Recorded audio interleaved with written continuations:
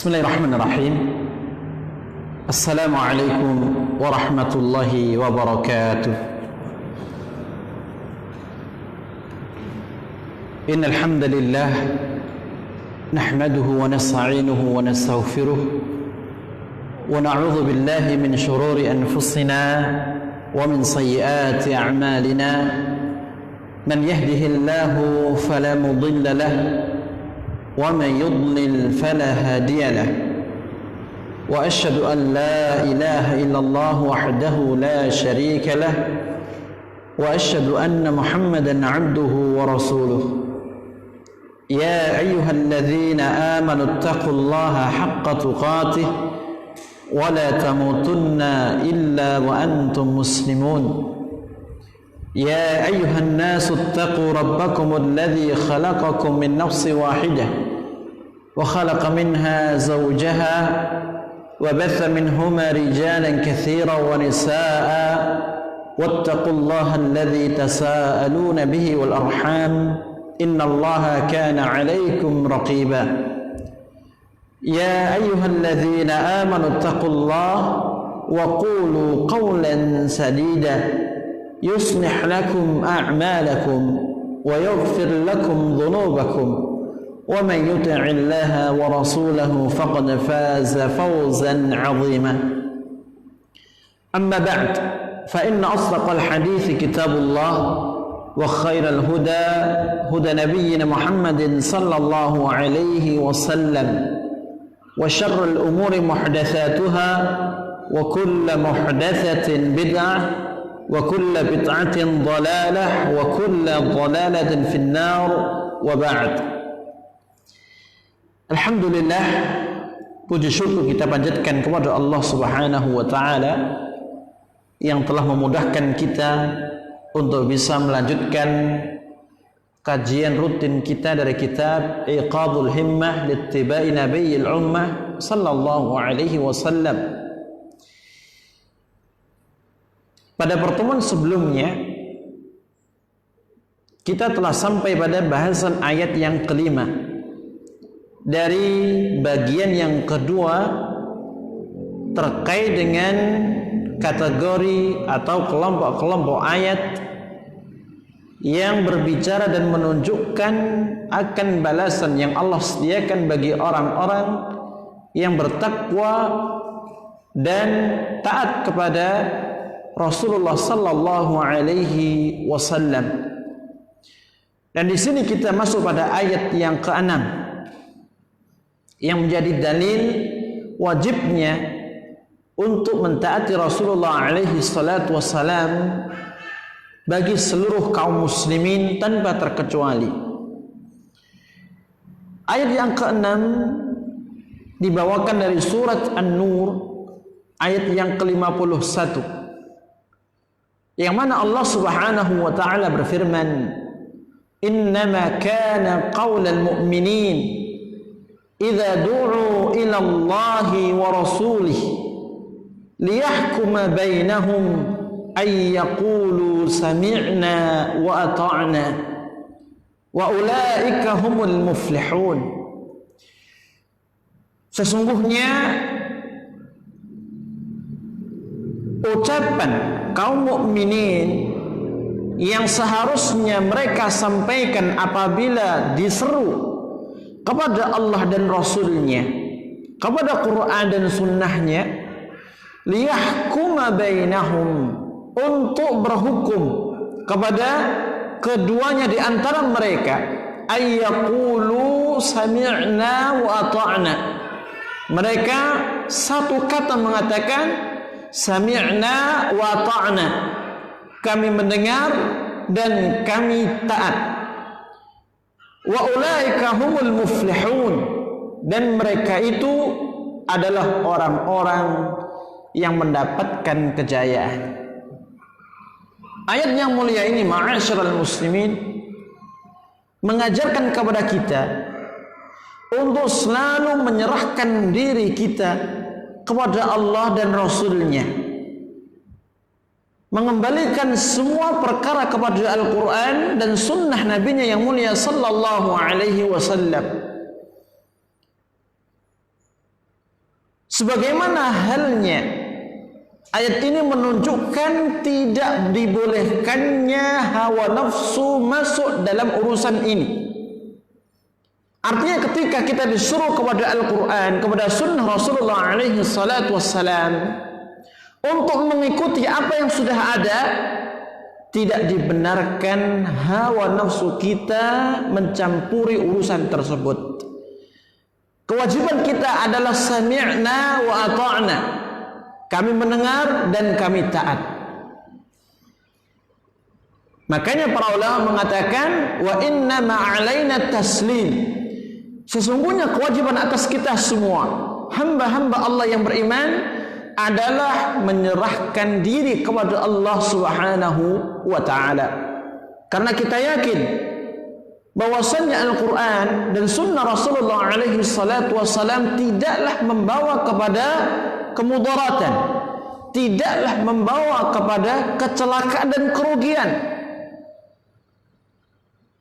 Justru keduanya akan mengantarkan kita kepada cinta dan ridhanya Allah dan mengantarkan kepada surganya Subhanahu wa ta'ala. Qala al-Imam Ibn Katsir rahimahullah, Al-Imam Ibn Katsir dalam kitabnya mengatakan ay sam'an wa ta'atan.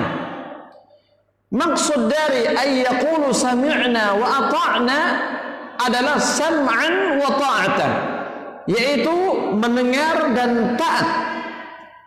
Tidak ada komen, tidak ada komen sama sekali. Apapun yang Allah firmankan dan apapun yang disabdakan oleh Rasulullah alaihi salatu wassalam, kita mendengar itu semuanya, kita lakukan, kita jalankan. Jika itu perintah, kita kerjakan. Jika itu larangan, kita tinggalkan. Walihada wasafahum ta'ala bil falah.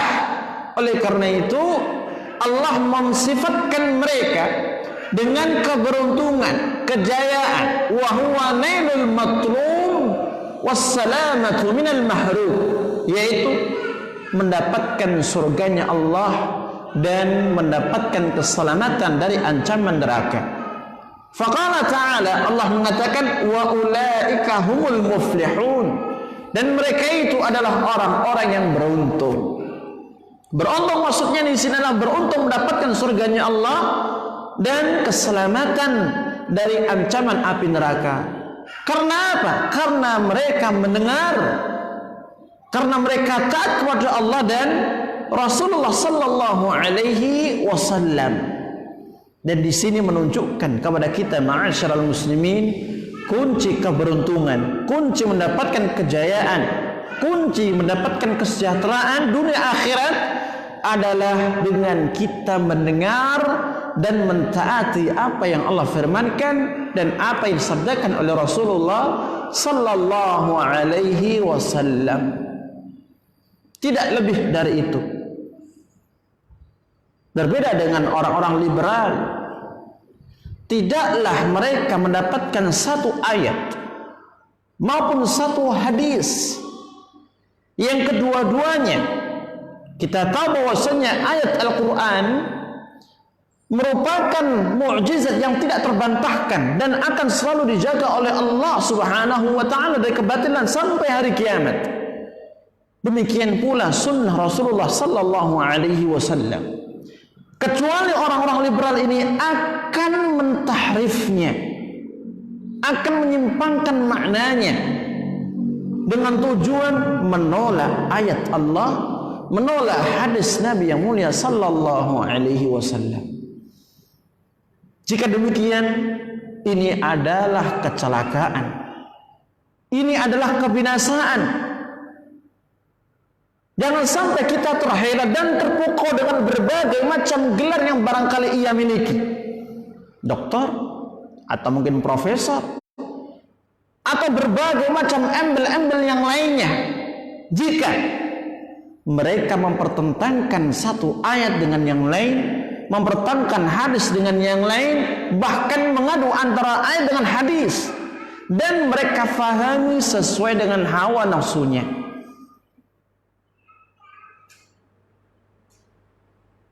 dia masih muslim, jangan sampai terpukau.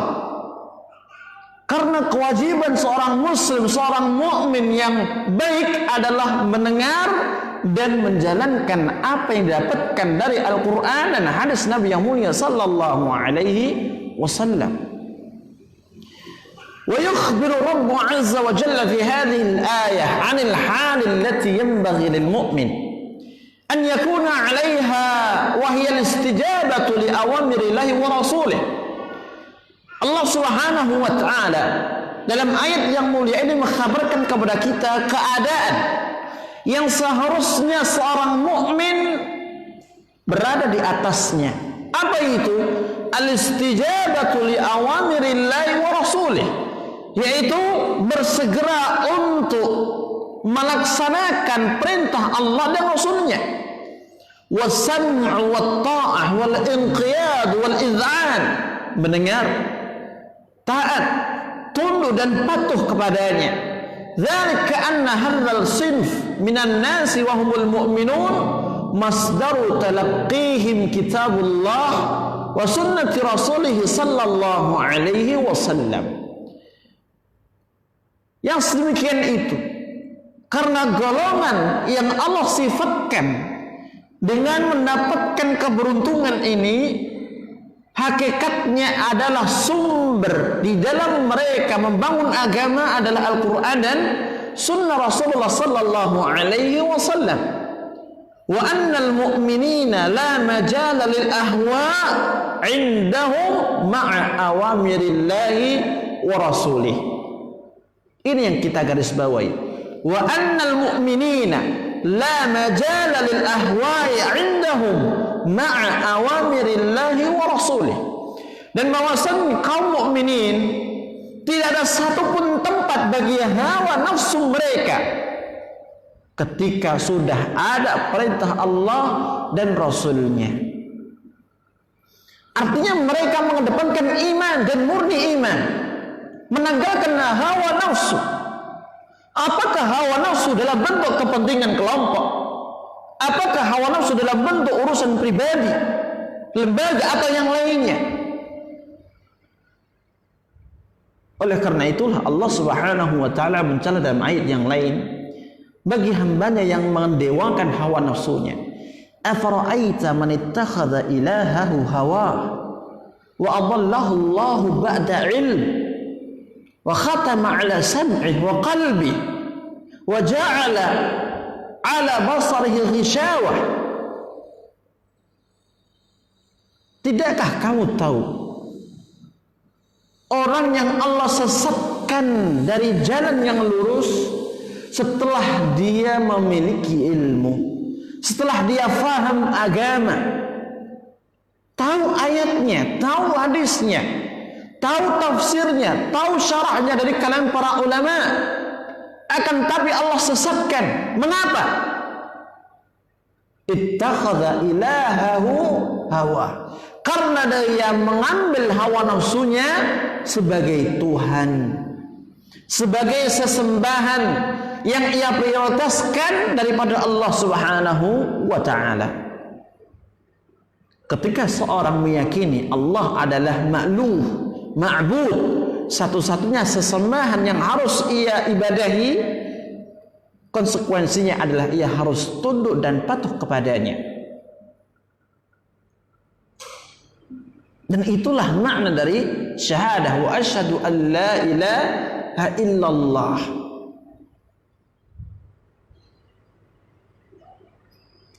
Kemudian Allah mengatakan wa khatama ala sam'ih.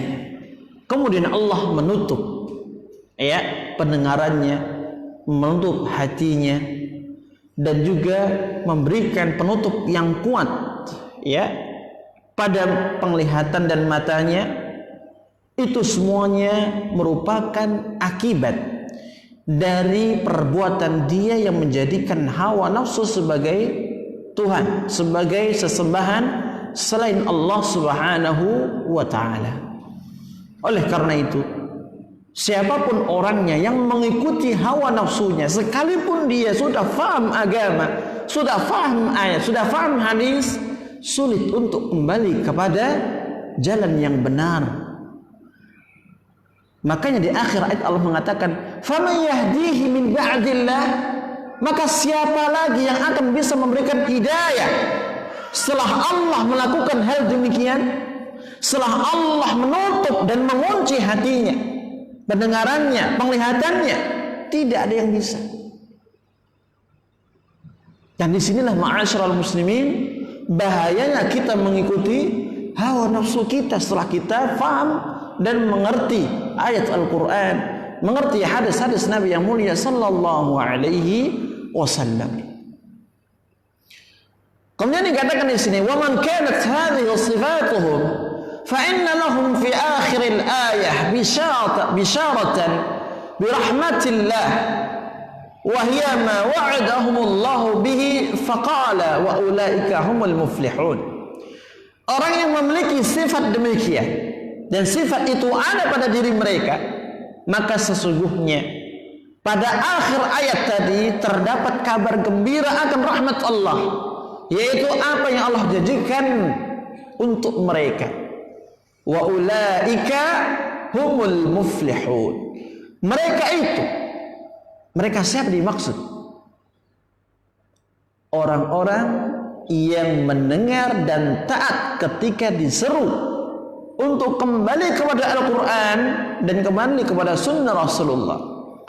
Orang-orang yang mentaati Allah dan Rasulnya, orang-orang yang selalu menjaga perintah Allah dan larangannya, humul muflihun, kata Allah. Mereka itu adalah orang-orang yang mendapatkan keberuntungan dan kejayaan.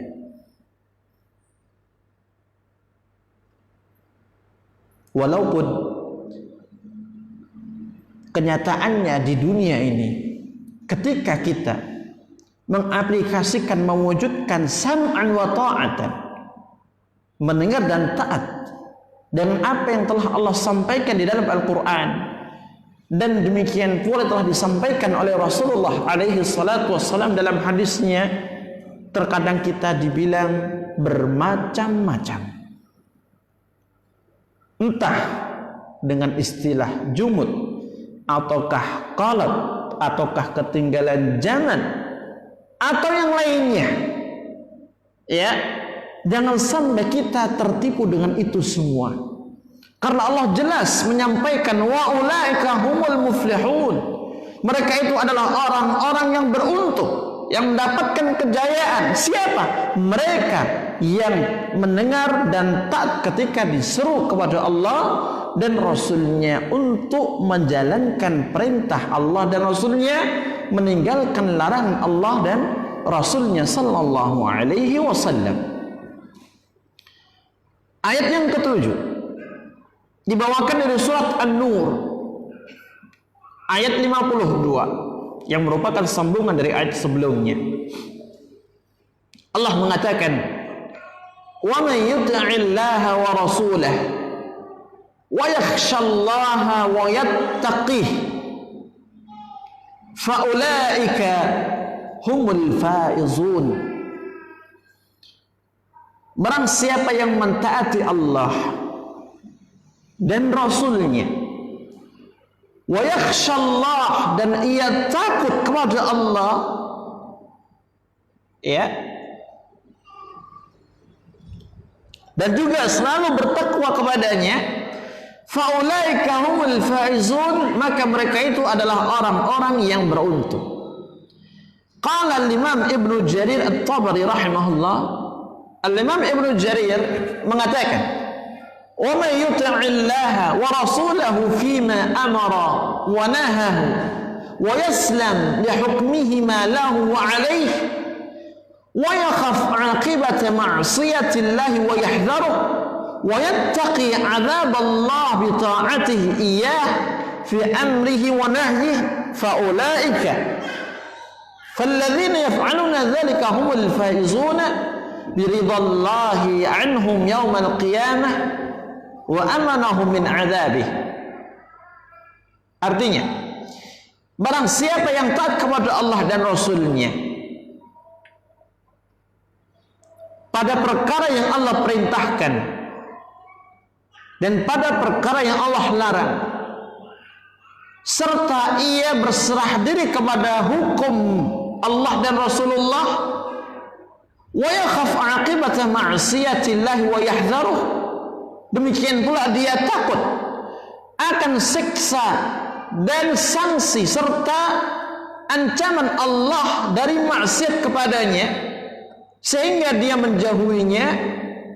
Wa yattaqi 'adzab Allah bi ta'atihi iyah, dan ia juga takut akan azab Allah dengan melakukan ketaatan kepadanya, menjalankan perintahnya, menjauhi larangannya. Faulaika, maka mereka itu, ay alladzina yaf'aluna dzalik, yaitu orang-orang yang melakukan hal demikian, humul faizun, mereka itu adalah orang-orang yang beruntung, mendapatkan ridha Allah pada hari kiamat dan juga mendapatkan keamanan dari Allah dari api neraka. Ayat yang mulia ini, ma'asyiral muslimin, merupakan kabar gembira pula bagi hamba Allah yang mentaati Rasulullah sallallahu alaihi wasallam. Ketika Allah menyebutkan wa may yuti'illaha wa rasulahu, barang siapa yang taat kepada Allah dan Rasulnya, maka di akhir ayat Allah katakan faulaika humul faizun, mereka itu adalah orang-orang yang beruntung, mendapatkan ridha Allah pada hari kiamat dan mendapatkan keamanan dari ancaman api neraka. Kemudian ditambahkan di sini, ya, wa yakhshallaha wa yattaqih. Di samping dia taat kepada Allah, taat kepada Rasulnya sallallahu alaihi wasallam, dia juga takut akan azab Allah gara-gara maksiat yang pernah ia lakukan dahulu. Dan kita tahu yang namanya manusia tentu tidak bisa terlepas dari yang namanya salah, dosa, dan yang sejenisnya. Oleh karena itu, ya, pada ayat yang mulia ini terdapat isyarat, khususnya pada redaksi wa yakhshallaha, menunjukkan, ya, harus adanya khauf pada diri seorang muslim. Makanya para ulama mengatakan ar-raja' wal khauf mithla janahai tayr. Raja, rasa berharap, dan juga rasa takut, itu tak ubahnya seperti dua sayap burung, yang mana seorang muslim harus berjalan beriringan dengan dua hal di atas. Raja, berharap akan rahmat Allah, ya, dikedepankan, diutamakan apabila dia dalam kondisi terjatuh dalam gubangan maksiat, gubangan dosa. Qul li'ibadiyalladzina asrafu ala anfusihim la taqnatu min rahmatillah. Katakan kepada hamba-hambaku yang melampaui batas, yang menzalimi diri mereka sendiri, janganlah berputus asa dari rahmat Allah. Sedangkan khauf diprioritaskan tatkala seorang bergelimang dalam kenikmatan, sehingga dia bisa terhindar dari tipuan dunia. Karena Allah Maha Kuasa, bisa jadi sewaktu-waktu Allah memberikan ujian kepadanya di atas kenikmatan tersebut, atau bisa jadi itu merupakan istidraj dari Allah Subhanahu wa ta'ala. Wa yakhshallaha, terdapat isyarat harus adanya rasa khauf pada diri seorang mukmin di dalam menuju Allah Subhanahu wa ta'ala. Wa yattaqih, dan dia mentaati Allah dengan cara menjalankan perintahnya serta meninggalkan larangannya. Dan ini merupakan bentuk takkid penguat dari wa may yuti'illah wa rasulah. Kemudian Al-Imam Ibnu Katsir mengatakan wa may yuti'illah wa rasulah, dan barang siapa yang taat kepada Allah dan Rasulnya. Qala Qatadah mengatakan yuti'illah wa rasulahu fima amarahu bihi wa taraka ma nahayahu anhu wa yakhshallaha fima madha min dhunubihi wa yattaqi fima yastaqbil. Kata Qatadah, maksud dari firman Allah, dan barang siapa yang taat kepada Allah dan Rasulnya adalah dia mentaati Allah dan Rasulnya pada perkara yang Allah perintahkan dengan menjalankan perintah itu dan meninggalkan larangan yang telah dilarang oleh Allah dan Rasulnya. Wa yakhshallaha fima madha min dhunubihi, dan ia takut kepada Allah dari sebab dosa dan maksiat yang pernah ia perbuat. Wa yattaqi fima yastaqbal atau yastaqbil, dan kemudian dia menjaga diri, bertakwa kepada Allah ya, dengan menjalankan perintah dan meninggalkan larangannya pada masa sekarang dan berikutnya. Artinya Allah Subhanahu wa taala tatkala menggabungkan wa yakhshallaha wa yattaqi wa yakhsha, takut kepada Allah dari perbuatan yang dulu pernah ia lakukan, takut akan siksa Allah Subhanahu wa taala, wa yattaqi, dan dia ketika bertaubat kepada Allah mendapatkan hidayah, dia selalu menjaga batasan Allah, selalu bertakwa, selalu menjalankan perintahnya dan meninggalkan larangannya. Dan ini menunjukkan akan wajibnya keistiqamahan seorang mukmin yang betul-betul berhijrah kepada Allah Subhanahu wa ta'ala. Karena tidak mungkin seorang itu akan bisa mendapatkan taubat nasuha sampai dia betul-betul meninggalkan apa yang pernah ia lakukan di masa silam dari dosa, dari kemaksiatannya. Dan dia harus selalu menjaga keistiqaman itu dengan takwa kepada Allah, menjalankan perintahnya dan berusaha untuk meninggalkan dan menjauhi larangan Allah. Wa qawluhu faulaika humul faizun, mereka itu adalah orang-orang yang beruntung, adalah alladzina fazu bi kulli khair wa amanu min kulli syarrin fid dunya wal akhirah. Artinya adalah orang-orang yang mendapatkan keberuntungan dengan berbagai macam kebaikan, yang diantaranya adalah ridha Allah Subhanahu wa ta'ala pada hari kiamat, dan mendapatkan keamanan dari segala macam keburukan dunia dan akhirat. Yang namanya beruntung, ya, tidaklah terbatas hanya pada lingkup duniawi. Akan tapi keberuntungan itu haruslah juga mencakup ukhrawi. Karena tidak ada faedahnya seorang mendapatkan keberuntungan di dunia, akan tapi di akhirat ia mendapatkan kecelakaan dan kebinasaan.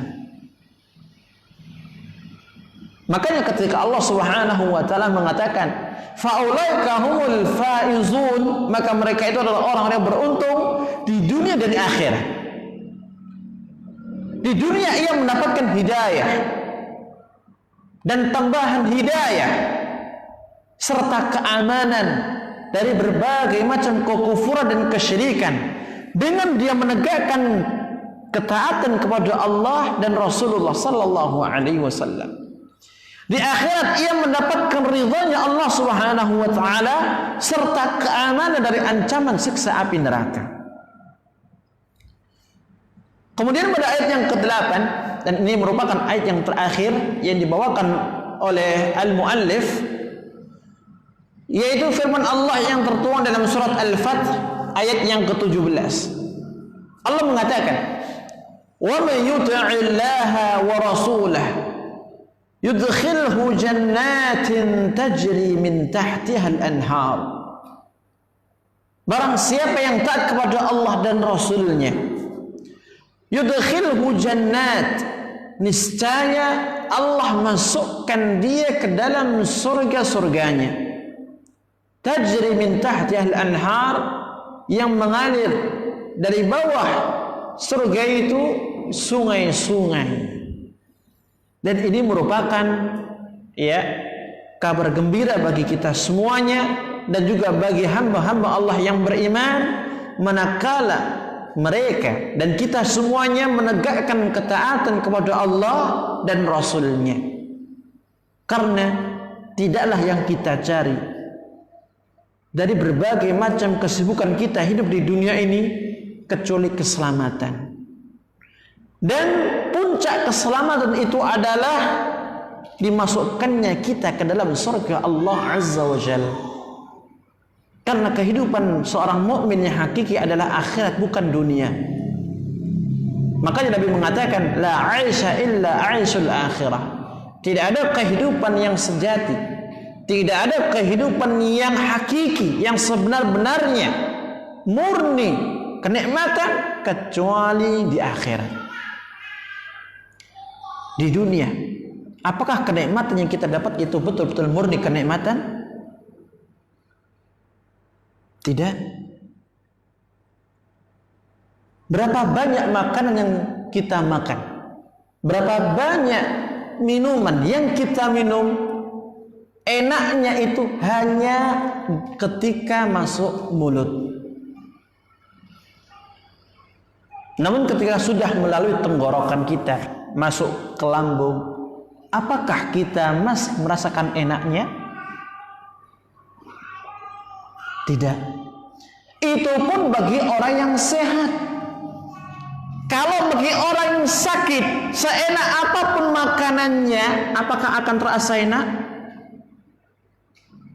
Tidak. Belum lagi ketika kita ingin makan enak, kita harus bersusah payah untuk membeli. Beli pakai apa? Pakai uang. Tidak punya uang, harus kerja dulu, ya kan? Kerja dapat uang, beli. Contoh kecil aja, makanan enak, minuman enak. 5 menit, 10 menit enaknya di mulut, habis itu hilang. Kemudian setelah itu berhenti sampai di sini? Tidak. Kita harus membuang kotoran itu. Apakah kita harus tahan, kita pedem, jangan keluar? Ya, tidak. Harus dibuang. Beda dengan kenikmatan surga, ma'asyiral muslimin. Ya, kita pingin kenikmatan yang sungguh luar biasa, baik makanan minuman, tidak perlu kita bekerja, tinggal minta. Bahkan bukan hanya minta, apa yang terbetik dalam hati kita Allah langsung berikan di waktu itu. Yang kita makan, ya, bukan hanya terbatas enaknya di mulut. Selama kita makan itu akan terulang enaknya terus, dan tidak ada rasa bosan. Kalau di dunia kita favoritnya sate ayam, dibladek sate ayam terus. Waleh mboten? Waleh, oke. Apa yang enak? Nasi mandi, kebule, kambing, dibladek itu terus. Bosan enggak? Pasti bosan. Atau bakso tetelan Pak Aziz, bakso king, dibladek itu terus, ya, sehari 2 hari, mentok seminggu, waleh. Tapi di surga tidak ada kejemuan dan kebosanan. Setiap kali dia makan, maka setiap kali itu kenikmatan akan selalu bertambah. Setelah itu, apakah butuh buang air? Tidak. Tidak ada yang namanya surga orang buang air kecil, buang air besar. Kekuasaan Allah Subhanahu wa taala. Ya. Jauh, amat sangat jauh kenikmatan surga dengan kenikmatan dunia.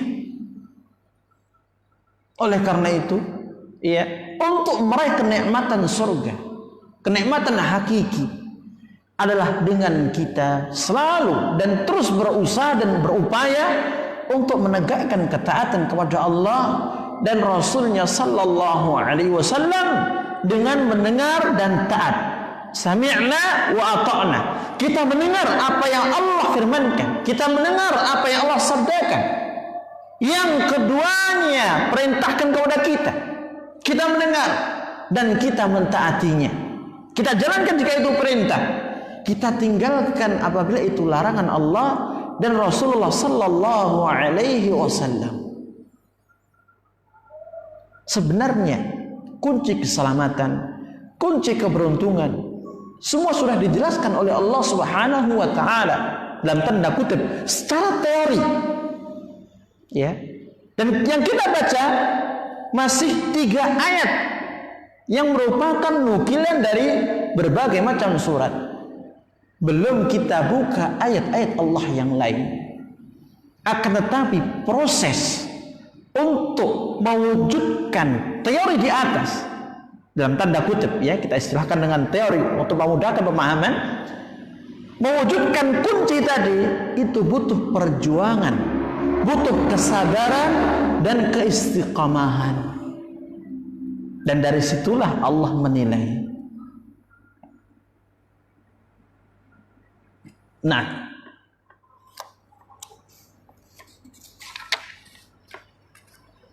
berikutnya pada halaman 46 kita akan masuk pada bagian yang ketiga, yaitu ayat-ayat yang berbicara dan yang menunjukkan serta yang mengandung ancaman dan juga siksaan bagi orang-orang yang menyelisihi Rasulullah sallallahu alaihi wasallam. Azan, Pak. Baik, monggo azan dulu.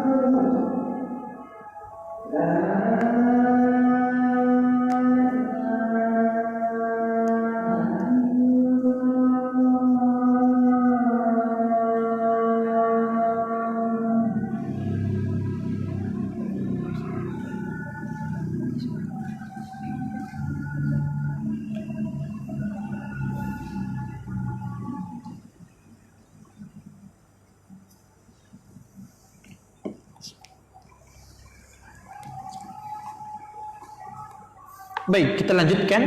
Al-qismu tsalitsu, al-ayat allati ishtamalat 'ala adh-dhammi wal 'wa'idi min Allah liman 'asa amrahu wa amra rasulih sallallahu alaihi wasallam. Bagian yang ketiga adalah ayat-ayat yang mengandung celaan dan ancaman dari Allah bagi orang yang bermaksiat kepadanya, menyelisih perintahnya dan perintah Rasulnya. Wa fiha bayanun anna ma a'addahu Allah lahum fi aqibatihim wa annaha ila sukhtillahi wan nari wal 'iyadu billahi minan nar. Dan ayat-ayat itu juga mengandung penjelasan apa yang telah Allah janjikan bagi mereka yang berupa murkanya Allah dan nerakanya, dan kita berlindung kepada Allah dari api neraka. Ayat yang pertama diambil dari surat Al-Imran ayat 32. Allah berfirman, "Qul atii'u Allah war rasula fa in tawallaw fa inna Allah la yuhibbul kafirin." Katakan, atii'u Allah war rasul, taatlah kepada Allah dan taatlah kepada Rasulnya. Allah Subhanahu wa ta'ala pada potongan yang pertama menyuruh Rasulullah sallallahu alaihi wasallam untuk menyampaikan perintah taat kepada para sahabat dan kepada seluruh kaum muslimin. Ati'ullaha war rasul, taatlah kalian kepada Allah dan Rasulnya. Ketaatan yang bersifat mutlak, artinya tidak boleh dibantah apapun yang telah datang dari Allah dan Rasulullah sallallahu alaihi wasallam. Fa in tawallaw fa innallaha la yuhibbul kafirin.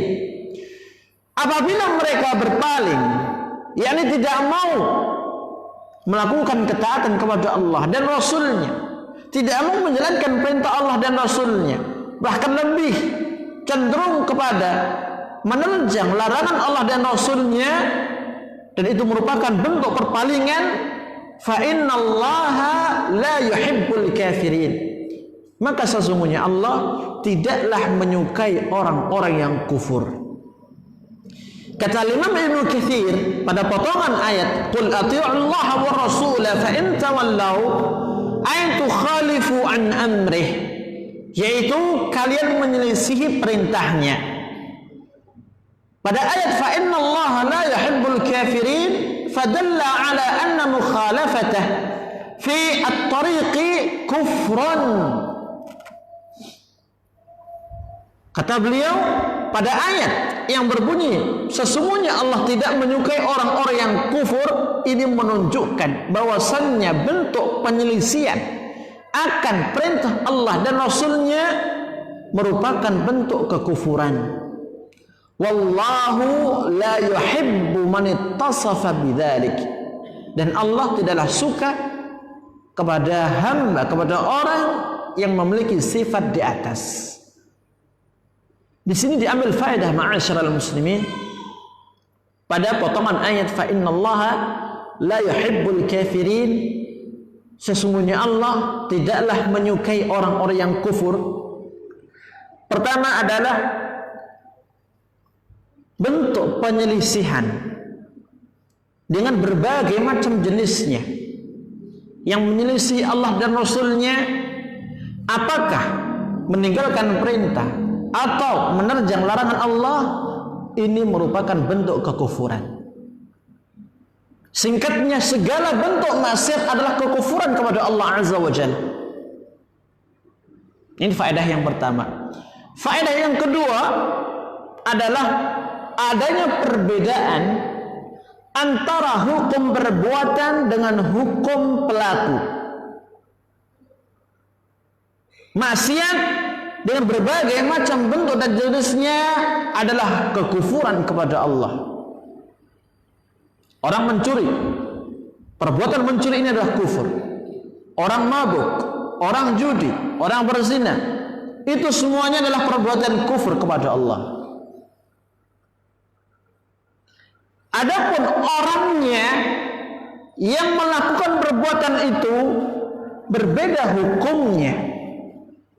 Bisa jadi orang ini yang melakukan perbuatan tersebut termasuk orang yang jahil, yang tidak faham ilmu, atau orang yang memiliki syubhat pemikiran sehingga tidak serta-merta langsung dikatakan orang itu kufur atau kafir, karena hukum perbuatan tidak melazimkan hukum pelaku. Hukum perbuatan tidak melazimkan kepada hukum pelaku. Apakah setiap orang yang minum minuman keras bisa dikatakan kafir? Mengingat mabuk, minum minuman keras atau perbuatan kufur? Tidak. Dan itu yang membedakan antara manhaj Ahlussunnah dengan manhajnya orang-orang Khawarij. Orang-orang Khawarij, mereka memiliki kaidah, setiap perbuatan yang menyandang hukum kufur mewajibkan dan mengharuskan pelakunya untuk dihukumi sebagai orang yang kufur.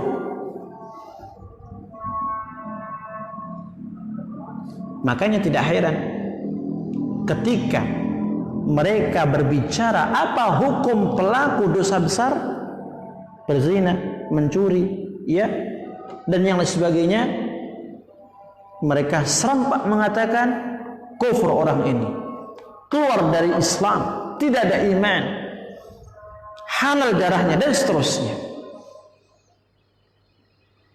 Demikian pula tidak heran ketika dulu kita mendengar adanya berbagai macam serangan bom bunuh diri, karena bermula dari pemikiran seperti itu, dan itu adalah pemikiran yang menyesatkan.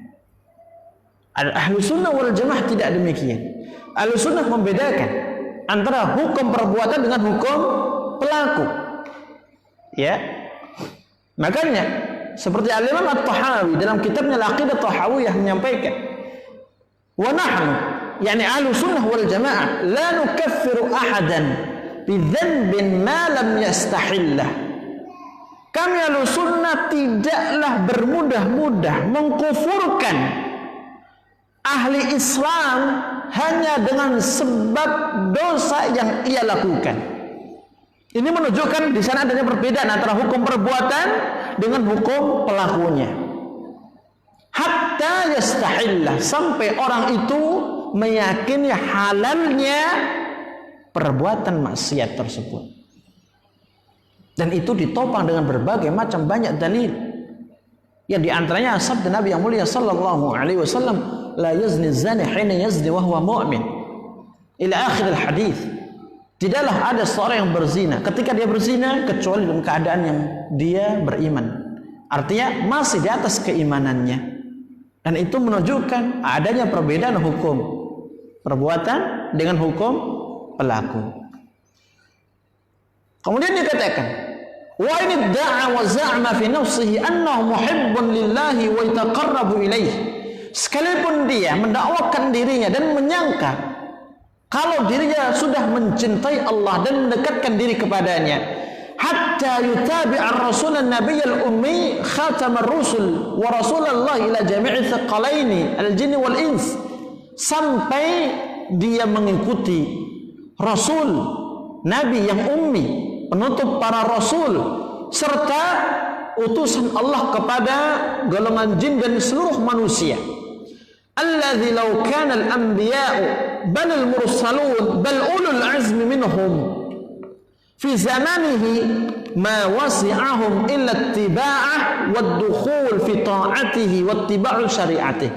Sampai-sampai kalau seandainya para nabi, para rasul, bahkan ulul azmi, dari mulai Nabi Nuh, kemudian Nabi Ibrahim, Nabi Musa, Nabi Isa, ya, kalau seandainya mereka itu masih ada di zaman yang mana Rasulullah itu diutus oleh Allah Subhanahu wa taala, maka kewajiban mereka semua para nabi, khususnya ulul azmi, jika mereka masih hidup, adalah mengikuti Rasulullah sallallahu alaihi wasallam. Wajib untuk mentaati Rasulullah sallallahu alaihi wasallam dan mengikuti syariatnya. Nah, ini ucapan Imam Ibnu Katsir yang menunjukkan kepada kita bahwasannya wajibnya untuk mentaati Rasulullah sallallahu alaihi wasallam kita secara khusus sebagai umat beliau. Kalau seandainya para nabi itu masih ada, bahkan ulul azmi, rasul-rasul Allah yang merupakan rasul pilihan itu masih ada di zaman diutusnya Rasulullah, tetap kewajiban mereka mentaati Rasulullah sallallahu alaihi wasallam.